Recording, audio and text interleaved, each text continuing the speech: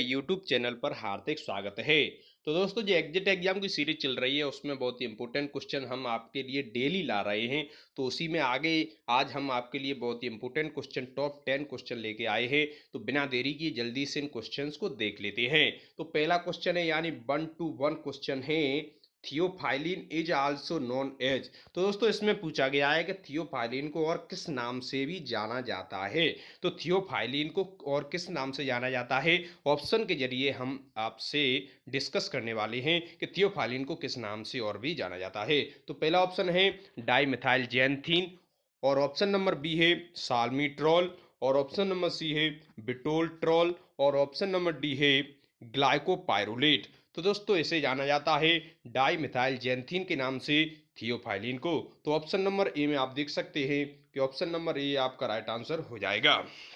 Next question है 1.122 यानी कि 122 क्वेश्चन में पूछा गया है कि साल्मीट्रॉल इज एन एग्जाम्पल ऑफ। दोस्तों, साल्मीट्रॉल जो ड्रग है वह किसका एग्जाम्पल है, यानी कौन सी ड्रग है, किस कैटेगरी की ड्रग है। तो salmeterol is an example of option number A long acting sympathomimetic agents, option number B है short acting sympathomimetic agents, और ऑप्शन नंबर सी है जैंथीन डेरिवेटिव्स, और ऑप्शन नंबर डी है cholinergic agents. तो दोस्तों, साल्मीट्रॉल, तो दोस्तों troll किस में आता है, तो ट्रॉल एक लॉन्ग एक्टिंग सिंपैथोमिमेटिक एजेंट है। तो लॉन्ग एक्टिंग सिंपैथोमिमेटिक एजेंट्स आप देख सकते हैं, ऑप्शन नंबर ए इसका राइट आंसर हो जाएगा। दोस्तों, ये किस में काम करती है, जो ब्रोंकोडायलिटर्स होते हैं उसी की कैटेगरी, जो क्लासिफिकेशन है ब्रोंकोडायलिटर्स का, उसी में आती है लॉन्ग एक्टिंग और शॉर्ट एक्टिंग। ये दोनों ड्रग आती हैं किस में, सिंपैथोमाइमेटिक एजेंट्स, यानी बीटा 2 एगोनिस्ट की ये ड्रग होती हैं जिसमें लॉन्ग एक्टिंग और शॉर्ट एक्टिंग दो कैटेगरी होती हैं। तो साल्मीट्रॉल किसका एग्जाम्पल हो गया, लॉन्ग एक्टिंग सिंपैथोमिमेटिक एजेंट्स का। तो नेक्स्ट क्वेश्चन है आपकी स्क्रीन पर 1 to 3 आप देख सकते हैं, which combined with ipratropium for the management of asthma. तो दोस्तों, इसमें पूछा गया है कि इप्राट्रोपियम ड्रग का यूज किस ड्रग के साथ यानी कॉम्बिनेशन करके दिया जाता है अस्थमा के इलाज के लिए, यानी अस्थमा को मैनेजमेंट करने के लिए, उसे कंट्रोल करने के लिए इप्राट्रोपियम के साथ किस ड्रग को और दिया जाता है। तो ऑप्शन नंबर ए है फिनोट्रॉल, ऑप्शन नंबर बी है एल्ब्यूट्रॉल, ऑप्शन नंबर सी है ग्वाइफेनेसिन, और ऑप्शन नंबर डी है ब्रोमहेक्सिन।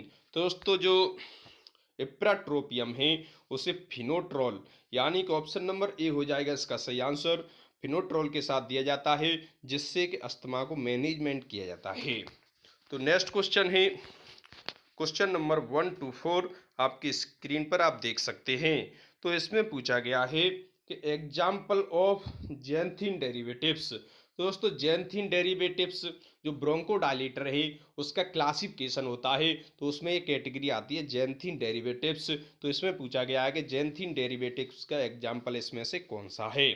तो ऑप्शन नंबर ए है थियोफाइलिन, ऑप्शन नंबर बी है अमीनोफाइलिन, और ऑप्शन नंबर सी है सल्ब्यूटामोल, और ऑप्शन नंबर डी है ए एंड बी बोथ, यानी बोथ ए एंड बी, यही आपका राइट आंसर हो जाएगा। तो दोस्तों, जो जैंथीन डेरिवेटिव्स है इसकी पहचान क्या होती है, इसकी पहचान होती है कि इसमें सफिक्स क्या आता है, सफिक्स आता है फाइलिन। तो दोस्तों, आप देख सकते हैं थियोफाइलिन और एमिनोफाइलिन ये दोनों ड्रग क्या हो जाएंगे, ये दोनों हो जाएंगी जैंथीन डेरिवेटिव्स, जो ऑप्शन नंबर डी इसका सही आंसर हो जाएगा। तो नेक्स्ट क्वेश्चन है 1 to 5 यानी 125 N example of anti cholinergic agents. दोस्तों, इसमें पूछा गया है कि इसमें से कौन है जो एक एंटी कोलिनर्जिक एजेंट्स का एग्जाम्पल है।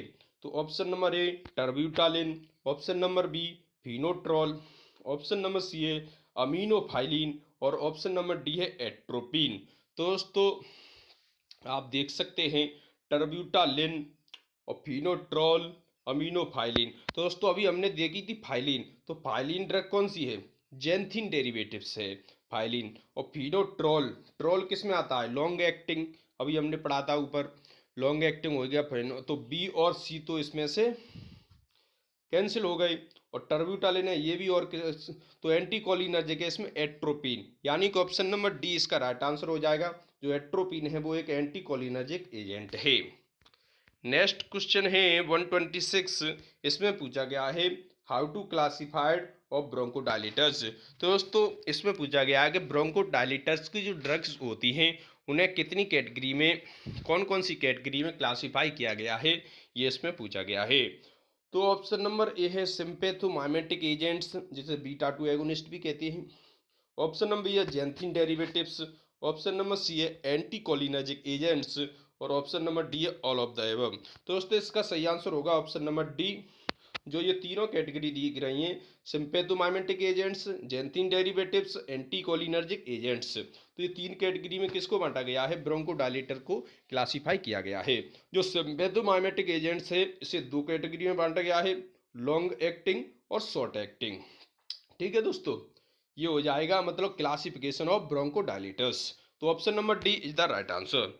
तो नेक्स्ट क्वेश्चन है 127, इसमें पूछा गया है CAMP स्टैंड्स फॉर। तो इसमें CAMP की फुल फॉर्म पूछी है। तो CAMP की फुल फॉर्म क्या होती है, ऑप्शन नंबर ए में दिया गया है कि cyclic adenosine monophosphate. Option number B है cyclic adenosine methyl phosphate. Option number C है carbonic adenosine monophosphate. Option number D है साइक्लोहेक्सेन एडिनोसिन मोनोफॉस्फेट। तो दोस्तों इसका सही आंसर हो जाएगा साइक्लिक एडिनोसिन मोनोफॉस्फेट, यानी कि ऑप्शन नंबर ए इसका राइट आंसर हो जाएगा, यही इसकी फुल फॉर्म होती है। तो नेक्स्ट क्वेश्चन है 128, यानी कि आप देख सकते हैं अपनी स्क्रीन पर, इसमें पूछा गया है, इसमें क्या पूछा है कि which agents are used for break down mucus to help the high risk respiratory patients in coughing up thick and persistent secretions। तो दोस्तों वो कौन से एजेंट्स होते हैं जिनका यूज म्यूकस को तोड़ने के लिए किया जाता है, जिससे हेल्प मिलती है जो हाई रिस्क वाले पेशेंट्स होती हैं, रेस्पिरेटरी पेशेंट्स होती हैं, जिन्हें सांस लेने में दिक्कत, कफ वगैरह होता है, वो थिक हो जाता है, तो उसे मतलब तोड़ मरोड़ कर उसे आसान बना देती है, जिससे रेस्पिरेटरी की जो दिक्कत होती है उसमें आसानी मिलती है, सांस लेने में परेशानी नहीं होती है। तो दोस्तों वो कौन है जो ब्रेक करता है म्यूकस को, तो दोस्तों वो कौन से एजेंट्स हैं, इसमें पूछा गया है। तो पहला ऑप्शन है antitussive agents, option number B है म्यूकोलाइटिक, और ऑप्शन नंबर सी है एक्सपेक्टोरेंट, और ऑप्शन नंबर डी है नन ऑफ दी। तो दोस्तों इसका सही आंसर हो जाएगा ऑप्शन नंबर बी। जो म्यूकोलाइटिक एजेंट्स होते हैं जो म्यूकस को ब्रेक करने का काम करते हैं, जिससे जो हाई रिस्क वाले पेशेंट्स होते हैं रेस्पिरेटरी वाले, उन्हें आसानी होती है, सांस लेने में दिक्कत नहीं होती है। तो इसका सही आंसर हो जाएगा म्यूकोलाइटिक एजेंट्स। नेक्स्ट क्वेश्चन है 129, आपकी स्क्रीन पर आप देख सकते हैं, इसमें पूछा गया है कि example of short acting sympathomimetic agent. तो दोस्तों शॉर्ट एक्टिंग सिंपैथोमाइमेटिक एजेंट्स, इसमें एग्जाम्पल पूछा है कि इसका एक एग्जाम्पल कौन सा है। तो option number A salbutamol, option number B है फिनोट्रॉल, और ऑप्शन नंबर सी है इप्राट्रोपियम ब्रोमाइड, और ऑप्शन नंबर डी है एमिनोफाइलिन। तो दोस्तों इसमें देखेंगे आप सल्ब्यूटामोल एक शॉर्ट एक्टिंग का एग्जाम्पल है, फिनोट्रोल किसका है, फिनोट्रोल एक लॉन्ग एक्टिंग का है, और इप्राट्रोपियम ब्रोमाइड किसका है, इप्राट्रोपियम ब्रोमाइड है एंटीकोलिनर्जिक एजेंट्स का, और एमिनोफाइलिन है जेंथिन डेरिवेटिव्स का। तो दोस्तों इसमें पूछा है शॉर्ट एक्टिंग का, तो शॉर्ट एक्टिंग का हो गया सल्ब्यूटामोल, यानी कि ऑप्शन नंबर ए इसका राइट आंसर हो जाएगा, यही इसका सही आंसर हो जाएगा। तो नेक्स्ट क्वेश्चन है 130, COPD स्टैंड फॉर। इसमें COPD की फुल फॉर्म पूछी गई है। तो नेक्स्ट पेज पर इसके ऑप्शन देख लेते हैं हम जल्दी से, इसमें दिए गए हैं। पहला ऑप्शन है chronic obstructive pulmonary disease, option number B है क्रॉनिक ऑब्स्ट्रक्टिव पेप्टिक डिजीज, और ऑप्शन नंबर सी है क्रॉनिक ऑब्स्ट्रक्टिव पल्मोनरी डिसऑर्डर, और ऑप्शन नंबर डी है नन ऑफ द एबव।